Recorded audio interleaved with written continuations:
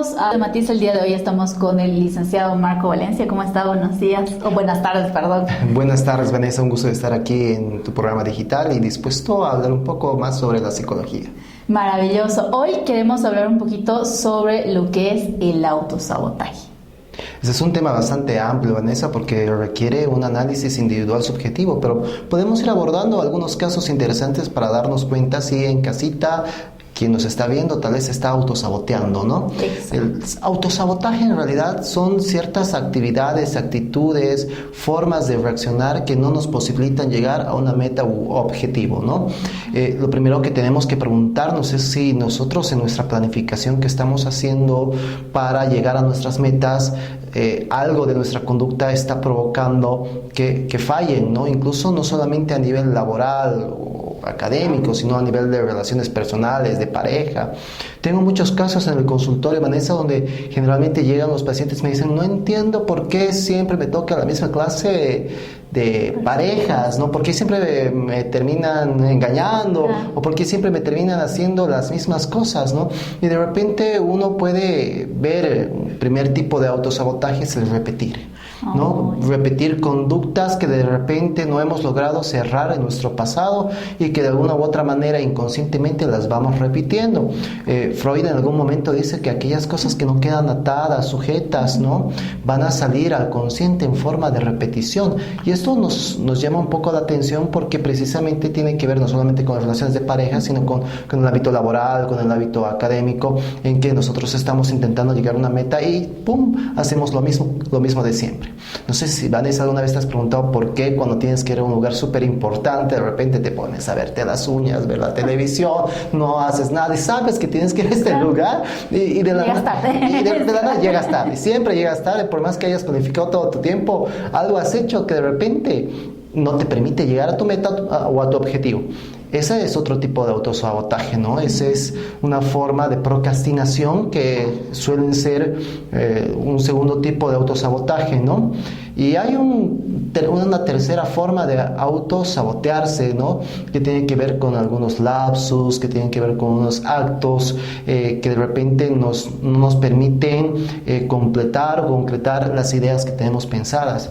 Yo me pongo a pensar mucho en las personas que, bueno, en un tipo de relación, cuando uno dice soy fiel, soy leal, yo quiero ser, de repente 2 copas chin chin, te estás besando justo con la amiga de tu novia, ¿no? Entonces, y te estás saboteando, ¿no? Y bueno, no sé, nos podemos preguntar, Vanessa, ¿por qué nos pasa esto, no? Claro. ¿No? Porque a veces esto puede ser, bueno, de hecho, es inconsciente totalmente. La mayor parte de las veces es inconsciente, ¿no? Y hay algunas preguntas que si nos están viendo y escuchando tenemos que hacernos en casita. La primera, ¿será que la meta en la que estoy es la meta que realmente quiero? Tengo casos de pacientes donde llegan y dicen, no, yo tengo que ser, entre comillas, abogado, tengo que ser el mejor abogado del mundo, sin embargo, llego tarde a clases, no doy mis exámenes, me siento mal, ¿no? Digo, ¿por qué no puedo? El docente se las está agarrando conmigo y de repente... No me quiere, me odia. ¿no? Entonces, pareciera que hay alguna resistencia a la carrera y cuando escuchamos al paciente nos damos cuenta que esa no era su meta real, ¿no? No lo que quería. No era lo que quería, ¿no? Pero se ha obligado a querer esto. En el caso de las parejas, muchas veces sucede que cuando sientes que no sé, el amor de tu vida te lastima, te hace daño, ¿no? Pasa el tiempo y de repente sin darte cuenta, ¡pum!, haces algo que la lastima. Y es algo muy inconsciente, ¿no? Pero de repente tiene que ver también con este tema de hacerle sentir lo que tú alguna vez has sentido. Y esto como venganza. Un tipo de revancha inconsciente, podemos llamar, ¿no? Y esto muchas veces ocurre porque de alguna u otra forma esto que has sufrido aún en un primer nivel no ha logrado ser superado, no ha logrado ser perdonado, entonces te sigue doliendo, te sigue ardiendo y comienzas a fallar también en la relación, ¿no? A nivel laboral tenemos que ponernos a pensar si es que el lugar en el que estamos trabajando es el lugar adecuado o si las personas con las que nos estamos relacionando son las personas con las que queremos trabajar, ¿no? Y muchas veces autosaboteamos el trabajo para ponernos en una posición de, sin querer queriendo me han despedido, ¿no? Claro, yo no quería. ¿No? Pero otra cosa que me parece importante poder remarcar en este tema del autosabotaje también tiene que ver con las autoadelaciones, ¿no?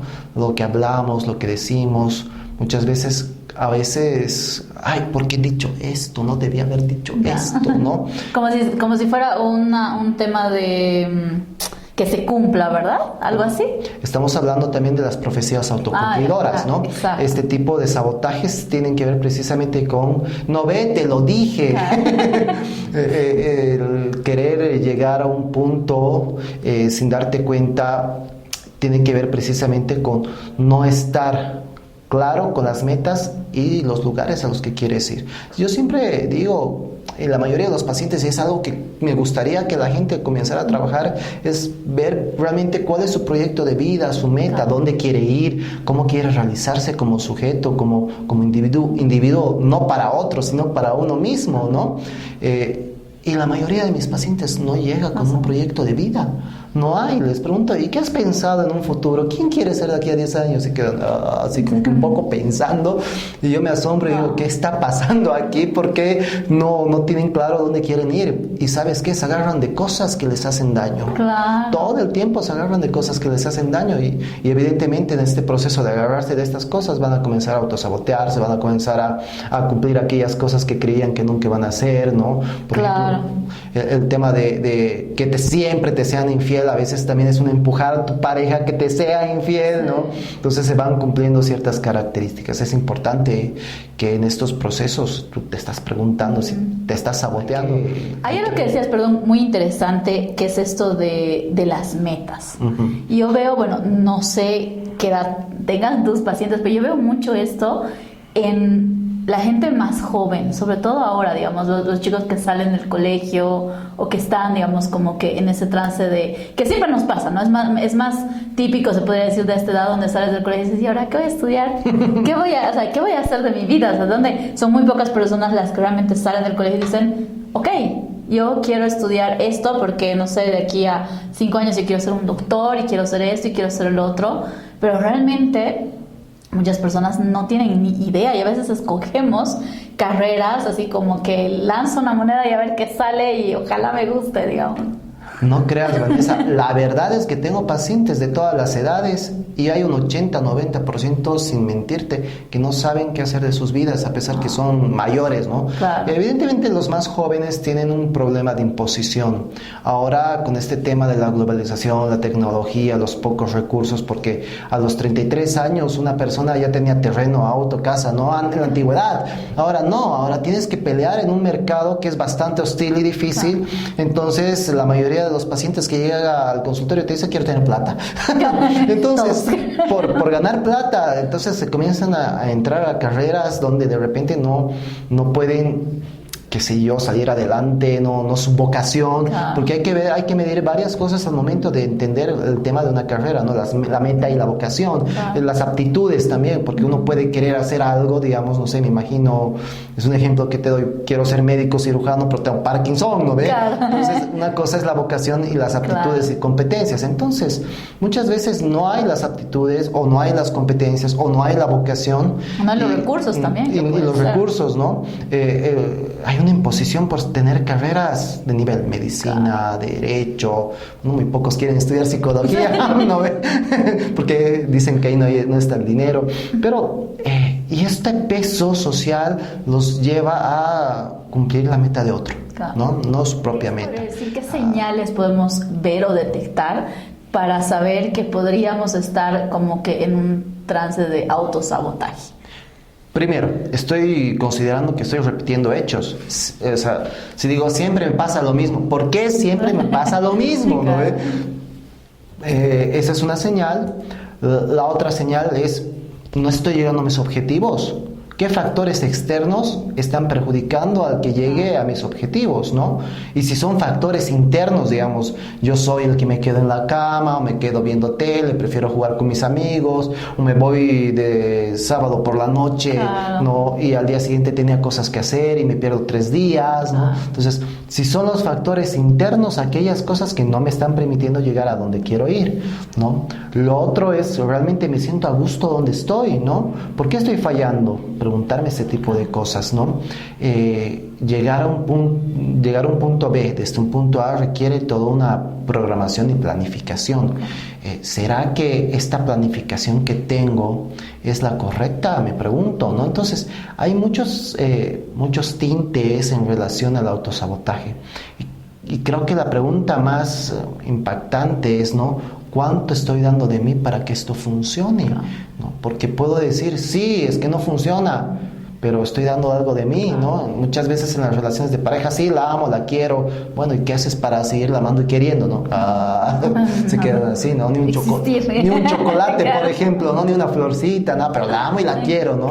No, ese tipo de cosas hay que pensarlas para entender, tal vez, ver si es un autosabotaje, ¿no? ¿Y cómo podemos manejar eso? O sea, una vez que uno diga, bueno, ok, creo que aquí hay algunas banderitas rojas que me están diciendo, estás autosaboteando, ¿cómo puedo hacer para realmente no hacerlo? O sea, ¿qué estrategias podría recomendar o qué acciones?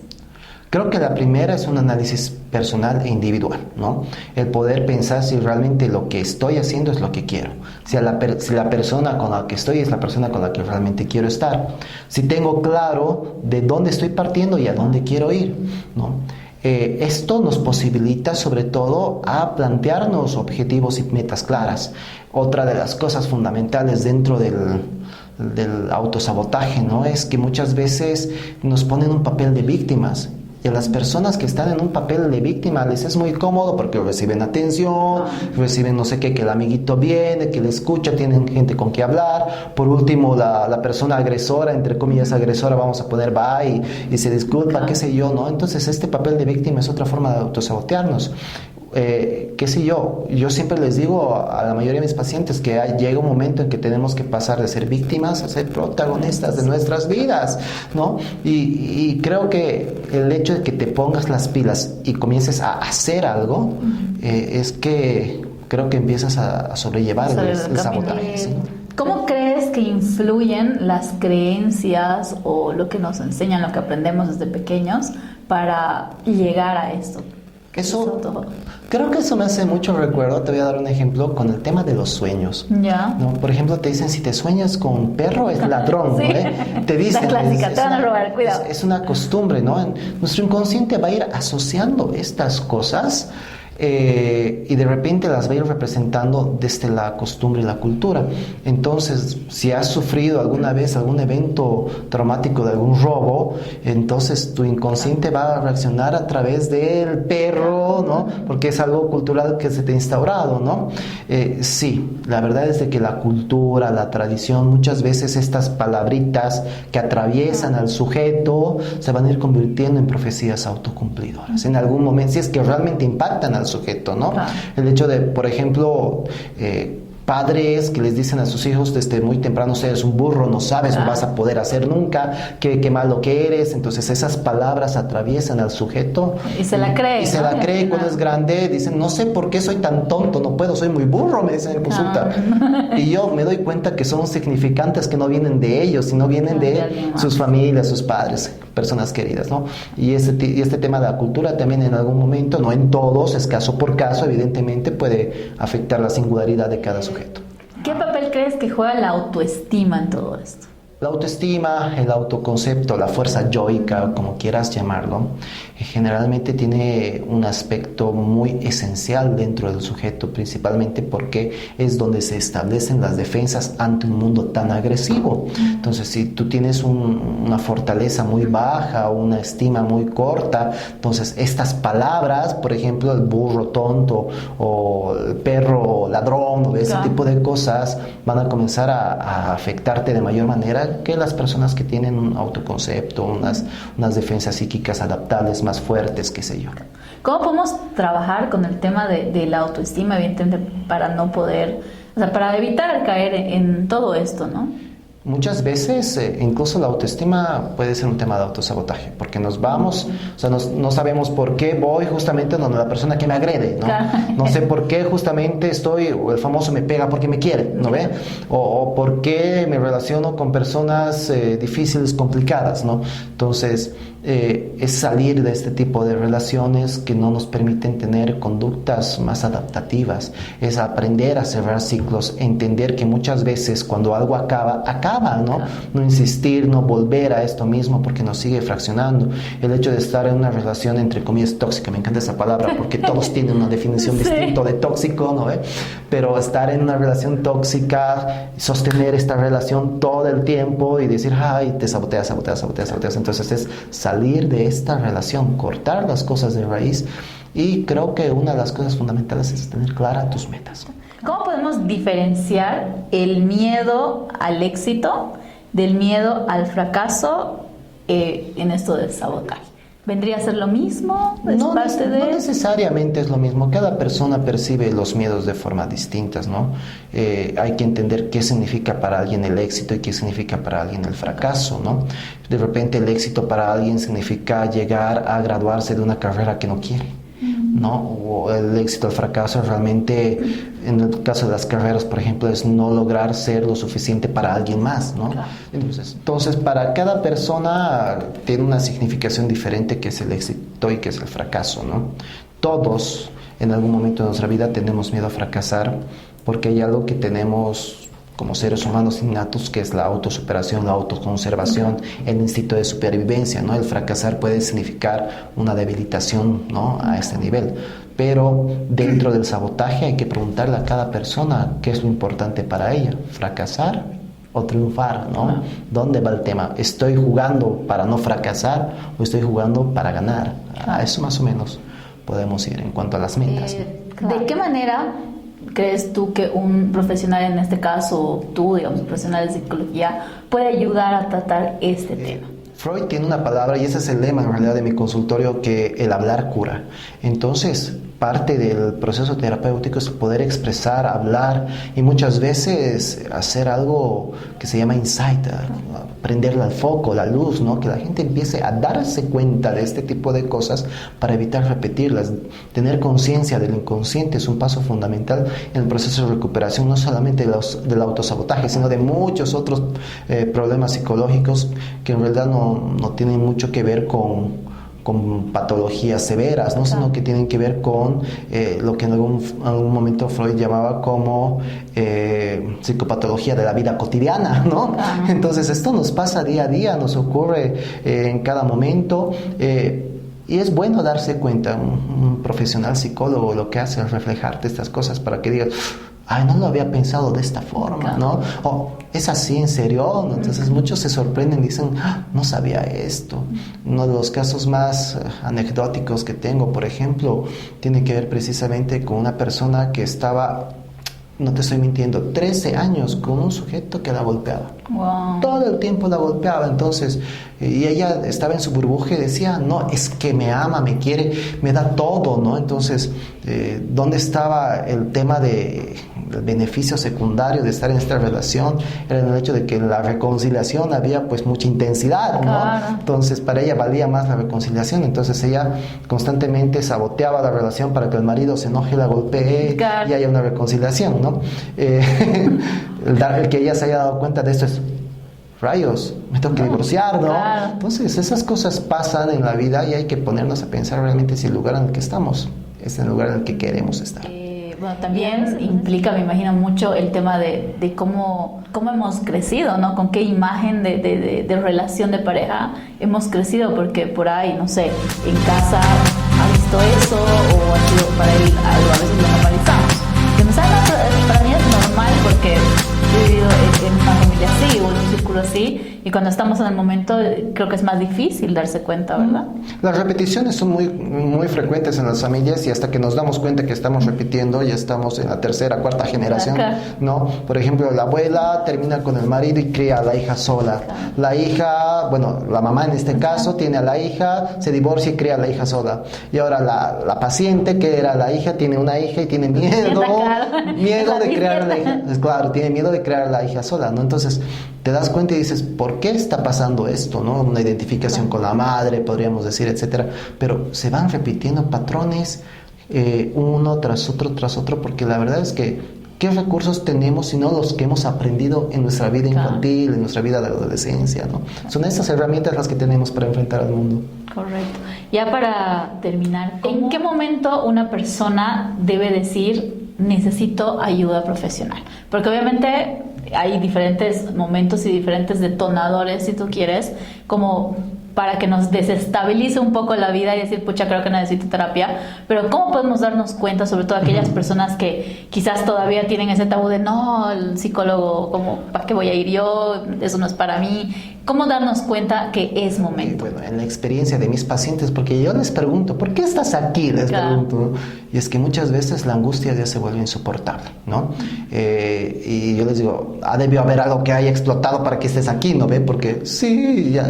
O sea, generalmente los pacientes llegan porque ya no pueden más con esto, no pueden sostenerlo. Y yo me pregunto, ¿por qué no vienen antes? ¿Qué ocurre para no venir antes? Y tiene que ver con estos mitos y tabúes de qué es la psicología y el tratamiento, ¿no? Y muchos tienen, qué sé yo, temores de enfrentarse a sí mismo, otros no creen en la psicología. Ayer nomás un paciente, bueno, anteayer que llegó un paciente y me dice, ¿sabes qué? Mira, yo no creía en la psicología. Me dice, mira, estoy aquí, me dice, ¿no? Entonces, creo que es importante que puedas acudir a un psicólogo cuando sientas que realmente la salida que estás buscando no está muy cerca de ti, ¿no? El poder darte cuenta de esto, si te has hecho estas preguntas que hemos hablado con Vanessa en este momento, creo que es importante que te las hagas y te plantees, ¿será que me estoy autosaboteando? ¿Cómo puedo saber que me estoy autosaboteando? Y creo que quién mejor que un psicólogo que te pueda apoyar a superar este tipo de situaciones. Claro, que en realidad, como dices, ¿no? Te va a ayudar a superar, porque también muchas personas piensan que es como un doctor, ¿no? O sea, que, no sé, te enfermas, vas, te va a dar la receta y listo, en 10 días ya estás curada. Y a veces me ha pasado, digamos, cuando algunas personas yo les he recomendado, sí, mira, anda al psicólogo, anda a terapia, es bueno, y me dicen, sí, he ido, pero no creo que me haya ayudado en nada, o sea... Es que hay psicólogos y psicólogos, ¿no? Y de repente puede haber un psicólogo con el que te lleves mejor que otro. Es como las relaciones personales. Un psicólogo es muy personal, individual, ¿no? Tiene que ser alguien que te impacte, que sea alguien que te genere algo, ¿no? Porque eso nosotros los psicólogos lo llamamos transferencia. Si hay una buena transferencia entre el paciente y el psicólogo, es buena. Yo cuando llegan los pacientes al consultorio les digo, mira, puede que no te caiga mi forma de trabajar, pero no te rindas. Yo te puedo recomendar varios colegas con los que tal vez te puedas vincular mejor. Con decirte, en algún momento viene una pareja al consultorio y me dicen, hemos escogido varón porque una mujer le va a dar la razón a ella, ¿no? Bueno. Hasta ese tipo de cosas uno se plantea y dice, bueno, escoger a un psicólogo es algo complicado, pero creo que esa no tiene que ser una limitación para que vayas a uno, ¿no? Y es como los médicos, si uno no te funciona, prueba otro. Y es bueno que todos vayamos a terapia, porque la verdad estamos en un mundo donde la vida misma te va soplando idas y vueltas, las relaciones, el trabajo, la presión, el alquiler, qué sé yo, tantas cosas que tenemos bajo la cabeza, ¿no? Como en años anteriores, ¿no? En años anteriores era un poco más concreta las cosas, ¿no? Te casas, tu casa, tu cosa y ya se acabó. Ahora estamos viendo temas de amor bastante amplios. Bastante raro, además. Más complicados, ¿no? El poliamor, que no sé qué que otras cosas. Y las nuevas frases, ¿no? Relaciones tóxicas o los dramáticos, como en un momento lo conversaba con mis colegas, ¿no? Que han comenzado a aparecer en esta nueva época y que están redefiniendo las relaciones personales, que son distintas a las anteriores. Vayamos al psicólogo, ¿no? Claro, y es algo creo que positivo en toda etapa de nuestras vidas. Creo que es importante para no seguir, creo que jalando cosas que podemos estar trayendo incluso desde, no sé, generaciones pasadas, que sin querer nos las han transferido. Sí, hacerse cargo de uno mismo, creo, ¿no? Hacerse Sí. responsable. Creo que hacerse responsable de uno mismo es ir al psicólogo, porque el psicólogo no te va a decir qué hacer. Yo nunca les digo qué hacer, porque ponte, hay una situación, me digan, ¿qué hago? Si le digo qué hacer y no funciona, la culpa la tiene el psicólogo. Sí, él me ha dicho que haga. Él me ha dicho, no te salió mal, pero creo que es importante que haya alguien que pueda hacerte ver aquellas cosas que no estás viendo, porque tú estás actuando y por detrás está tu inconsciente deshaciendo lo que haces, ¿no? Eso básicamente es el autosabotaje. Oh, ya. Perfecto. Muchísimas gracias, licenciado. Gracias por estar acá, por contarnos un poquito más sobre esta temática que, bueno, estos últimos tiempos se ha visto, no sé si de moda, pero como que hay mucha más gente que está autosaboteándose, y me incluyo, que en algún momento también creo que me ha pasado, y a todos. Entonces creo que ese es un tema que puede interesar a muchos de nuestros lectores y, bueno, también de nuestra audiencia. Son temas importantes a tratar, creo que esta ha sido una entrevista muy divertida también para mí, y creo que es importante que en algún momento nos podamos preguntar, ¿será que me estoy autosaboteando? Correcto, muchísimas gracias. Nos vemos el siguiente fin de semana. Ya saben, síganos en nuestras redes sociales y cualquier comentario que tengan ahí abajito en la cajita de más información.